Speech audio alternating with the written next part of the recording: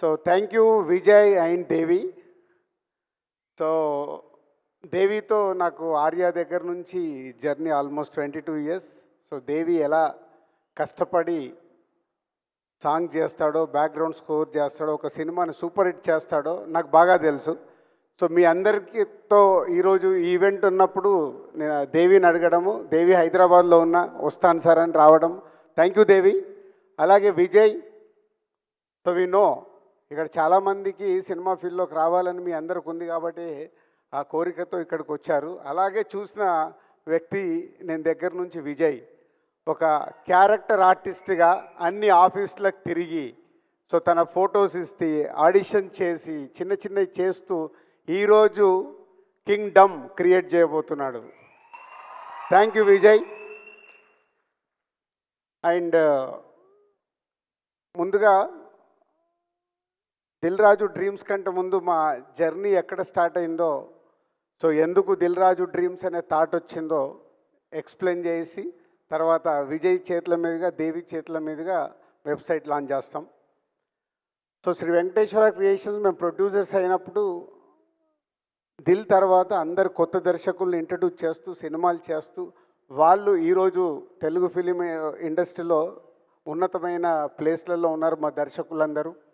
అలాగే మేము మా సంస్థని కొత్త దర్శకులతో పాటు చేస్తూ సూపర్ హిట్లు కొడుతూ ఈరోజు ఇక్కడ నిలబడ్డామంటే ప్రతి సినిమా ఒక్కొక్క అడుగుగా వేసుకుంటూ రావడం వల్లే 57 ఫిలిమ్స్ కంప్లీట్ అయ్యాయి శ్రీ వెంకటేశ్వర క్రియేషన్స్. సో నేను కానీ శిరీష్ కానీ ఒక స్క్రిప్ట్ ఫైనల్ నా దగ్గర ఫైనల్ అయిన తర్వాత నెక్స్ట్ శిరీష్ గారు విని దాన్ని ఎస్ బాగుంది బాగాలేదనే డిస్కషన్ చేసుకున్న తర్వాతనే ఒక స్క్రిప్ట్ ముందుకెళ్తుంది. అలాగే ఎడిటింగ్ రూమ్లో కూడా ప్రతి సినిమాని అలాగే అనాలిసిస్ చేసుకుంటూ చెకింగ్ చేసినప్పుడే ఆ సక్సెస్ వస్తుందని నమ్ముతూ ఇక్కడి వరకు 57 ఫిలిమ్స్ కంప్లీట్ చేయగలిగాం.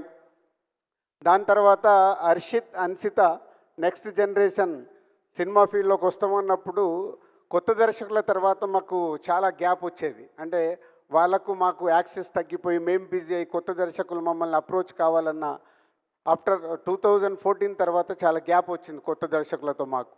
అప్పుడే హర్షిత్, అన్సిత అంటే వాళ్ళు దిల్ రాజు ప్రొడక్షన్ అని బలగంతో పాటు వేణుతో పాటు ఇంకా 3 సినిమాలు స్టార్ట్ చేసి 4 కొత్త దర్శకులను ఇంట్రడ్యూస్ చేశారు హర్షిత్, అన్సిత. సో దాని తర్వాత వాళ్ళు కూడా ఇప్పుడు కొత్త దర్శకులతో పాటు అన్ని రకాల సినిమాలు చేయాలి అని నెక్స్ట్ ఒక పెద్ద సెటప్లో కూడా సినిమాలు చేయాలని వాళ్ళు డెసిషన్ తీసుకున్నారు. అలాంటి టైంలోనే ఎలా కొత్త దర్శకుల్ని కానీ, కొత్త ఆర్టిస్టులను కానీ, కొత్త టెక్నీషియన్స్ కానీ, అలాగే కొత్త ప్రొడ్యూసర్ చాలామంది ఇండస్ట్రీలోకి రావాలని ఉంటుంది. వాళ్ళకు సరి అయిన గైడెన్స్ ఉండదు. అలాంటప్పుడు ఏం చేస్తే బాగుంటుందని వచ్చిన ఐడియానే ఈ దిల్ రాజు డ్రీమ్స్. సో ఈ దిల్ రాజు డ్రీమ్స్ శ్రీ వెంకటేశ్వర క్రియేషన్స్ ఉంది, మాకు దిల్ రాజు ప్రొడక్షన్స్ ఉంది, దిల్ రాజు డ్రీమ్స్ ఎందుకని చాలామంది అడిగారు. అప్పుడే మాకు వచ్చిన ఐడియాని నేను ఎక్స్ప్రెస్ చేయడం జరిగింది. వెంకటేశ్వర క్రియేషన్స్ అంటే భారీ సినిమాలు తీస్తున్నాం, దిల్ రాజు ప్రొడక్షన్స్ అంటే కొత్త వాళ్ళ తర్వాత ఇప్పుడు వాళ్ళు మార్కో డైరెక్టర్తో సినిమా అనుకుంటున్నారు. వేర్ ఫోకస్ చేస్తున్న సినిమాల మీదనే ఫోకస్ చేస్తాం కాబట్టి కొత్త టాలెంట్ కోసము టోటల్గా ఒక కొత్త టీమ్నే ఫామ్ చేసినప్పుడే చాలామంది సినిమా ఇండస్ట్రీలోకి రావాలనుకునే వాళ్ళకు ప్రాపర్ ప్లాట్ఫామ్ అవుద్దనే ఆలోచనతో నేను శిరీష్ గారు ఈ నిర్ణయం తీసుకోవడం జరిగింది. దానికోసము ప్రాపర్ టీమ్ అంటే మాకు కొత్త డైరెక్ట్గా మేము కథలు వినేసి మేము ఫైనల్ చేసి సినిమాలు తీసే మాకు కొత్త ఇప్పుడు దిల్ రాజు డ్రీమ్స్కి ప్రాపర్గా ఒక ఆర్గనైజేషన్ కంపెనీ లాగా ఒక సీఈఓతో సహా ఆల్ టెక్నీషియన్స్ని ఫైనల్ చేయాలన్న, ఒక స్క్రిప్ట్ ఫైనల్ చేయాలన్న ప్రాపర్ యంగ్ జనరేషన్ టీమును ఫామ్ చేశాము. వాళ్ళ దగ్గరికి తర్వాత ఇప్పుడు వెబ్సైట్ అయిన తర్వాత మళ్ళీ డీటెయిల్గా మీకు అవన్నీ చెప్తాను.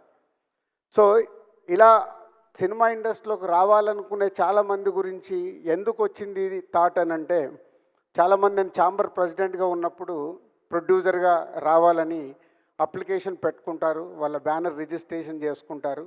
అప్పుడు ఛాంబర్ ప్రెసిడెంట్గా ఉన్నప్పుడు ఆ మీటింగ్స్లో నేను అడిగేవాడిని వాళ్ళందరినీ, ఎందుకు రావాలనుకుంటున్నారు, వాట్ ఈస్ మీ విజన్, అంటే డబ్బు ఉందని సినిమా తీద్దాం అనుకుంటున్నారా, ప్యాషన్తో సినిమా తీద్దాం అనుకుంటున్నారు అంటే రకరకాల ఐడియాలజీ. బట్ ఎవరికి అక్కడ రిజిస్ట్రేషన్ చేస్తున్నారు కానీ సినిమాకు ఎలా మొదలు పెట్టాలి, ఎలా కంప్లీట్ చేయాలి, ఎలా రిలీజ్ చేయాలి అనేది ఎవరిలో నేను క్లారిటీ చూసేవాడిని కాదు. అలాగే నేను యూఎస్ వెళ్ళినప్పుడు వాళ్ళ ద్వారా వీళ్ళ ద్వారా కొన్ని వీడియోలు తీసుకొచ్చి చూపించేవాళ్ళు. సార్ కొంచెం మీరు టైం ఇవ్వండి. యూఎస్లో ఉన్న వాళ్ళు నేను చెప్పేది, సినిమా తీసాము, ఈ సినిమా వీడియో చూడండి, ఇది ఎలా రిలీజ్ చేయాలో మాకు తెలియట్లేదు, 3 కోట్లు పెట్టాము, 4 కోట్లు పెట్టాము. అంటే ఇదంతా సినిమా తీయడం ముఖ్యం కాదు, ఒక కథ దగ్గర నుంచి సినిమా కంప్లీట్ చేసి అది ఆడియన్స్ దగ్గరికి తీసుకెళ్ళడం అనేది నాట్ ఈజీ, చాలా బిగ్ టాస్క్ అది. సో ఇవన్నీ చూసిన తర్వాత ఆ సినిమాల్లో యాక్ట్ చేసిన యాక్టర్స్ ఉన్నారు, టెక్నీషియన్స్ ఉన్నారు, వాళ్ళందరికీ ఒక సినిమా ఫీల్డ్లోకి రావాలి అనే ఒక ఆతృత ఉంది. కానీ యాక్ట్ చేసేసి ఆ సినిమా సరిగ్గా రీచ్ అవ్వలేదనుకో, వాళ్ళ సమయం వృధా, టెక్నీషియన్స్ కానీ ఆర్టిస్టులకు కానీ, అలాగే ప్రొడ్యూసర్స్కి మనీ వేస్ట్.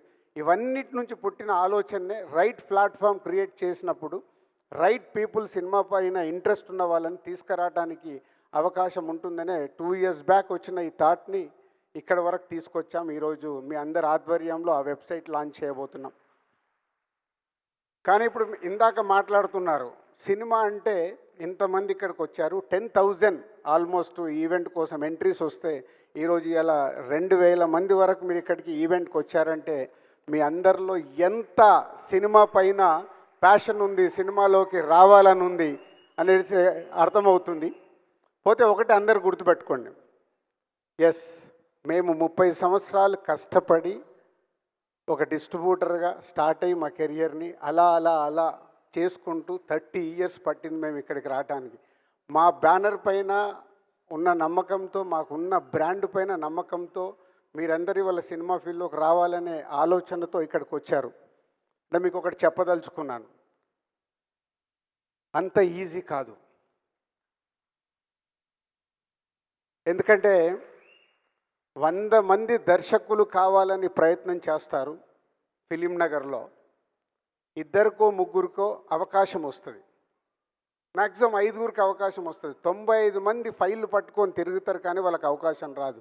ఎందుకంటే వాళ్ళ స్క్రిప్ట్ కావచ్చు, వాళ్ళ అప్రోచ్ కావచ్చు, వాళ్ళు చెప్పాలనుకున్నది రీచ్ అవ్వకపోవచ్చు. 3 to 5% అవకాశం వస్తే అందులో 4 ఫ్లాపులు తీస్తారు, ఒకరు హిట్ సినిమా తీయగలుగుతారు ఆ 4లో 5గురిలో. ఆ హిట్ తీసిన ఆయన కంటిన్యూ అవుతూనే ఫ్యూచర్లో మళ్ళీ ఆయనకు అవకాశం ఉంటుంది. అంటే ఎంత పర్సెంటేజ్ వచ్చింది?